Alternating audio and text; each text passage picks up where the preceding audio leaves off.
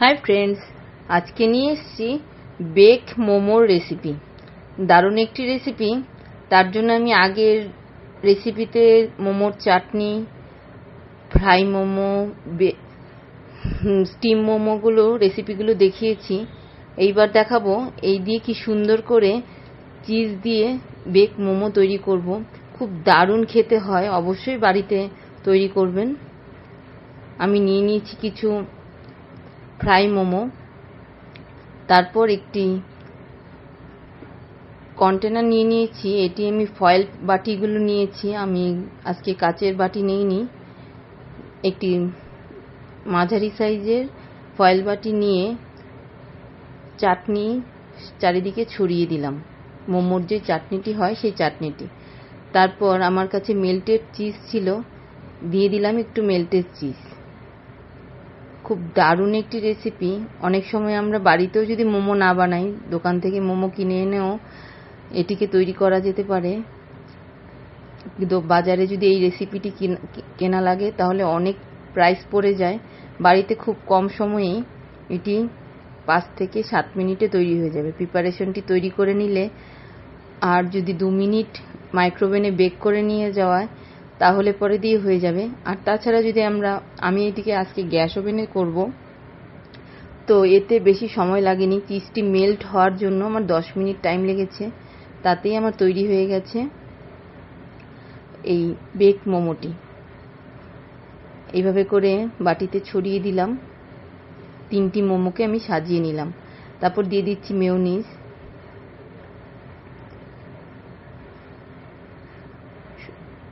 মেয়োনিজটি একটু শেষ হয়ে গেছিল, তাই যেটুকু ছিল অল্প ওইটুকুই আমি একটু ছড়িয়ে দিলাম।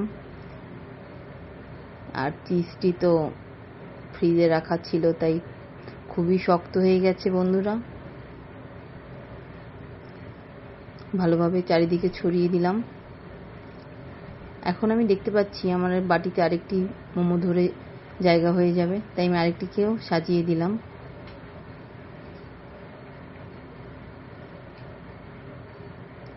বন্ধুরা, আমার চ্যানেলে যদি আপনারা নতুন হয়ে থাকেন তবে অবশ্যই চ্যানেলটিকে সাবস্ক্রাইব করতে ভুলবেন না। আমার সাবস্ক্রাইব করার পরে বেল বাটনটি অবশ্যই প্রেস করবেন, তাহলে আমার ভিডিওর নোটিফিকেশন আপনাদের কাছে সবার আগে পৌঁছে যাবে।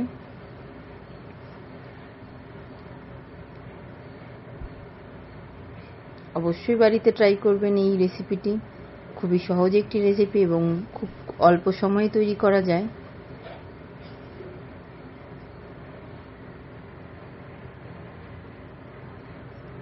এবার আমি কিছুটা গ্রেট চিজ ভরে ভরে দিয়ে দিলাম।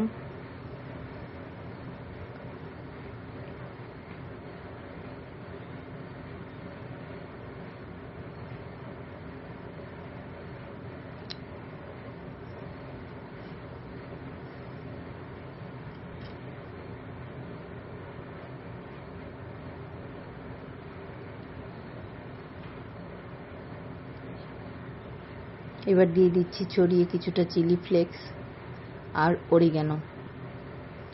অলিভ থাকলে অলিভও উপরে পিজার মতো ছড়িয়ে দেওয়া যায়, সুন্দর লাগবে। এর সাথে কিছু ক্যাপসিকাম কুচি, পেঁয়াজ কুচিও উপরে দেওয়া যায়। আমি আজকে শুধু মোমো দিয়ে তৈরি করলাম। বাচ্চারা খাবে, ওরা সবজি এমনিতেই খেতে চায় না, তাই দেইনি আজকে। তো একটি বাটিতে নুন দিয়ে প্রিহিট করে নিয়েছি। তার মধ্যে আমি আমার ফয়েল বাটিটি দিয়ে দিলাম, দিয়ে 10 মিনিটের জন্য মিডিয়াম টু লো হিটে চিজটি মেল্ট হওয়ার জন্য ঢেকে দিলাম।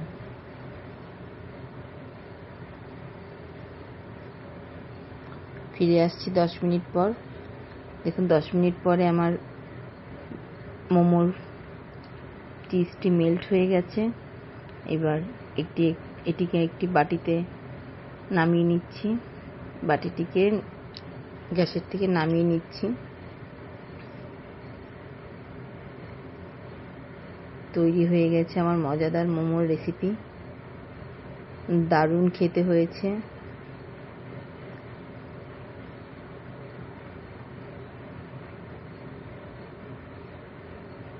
আশা করি আমার ভিডিওটি আপনাদের সবার ভালো লেগেছে। পুরো ভিডিওটি দেখার জন্য অসংখ্য ধন্যবাদ। Bye bye friends.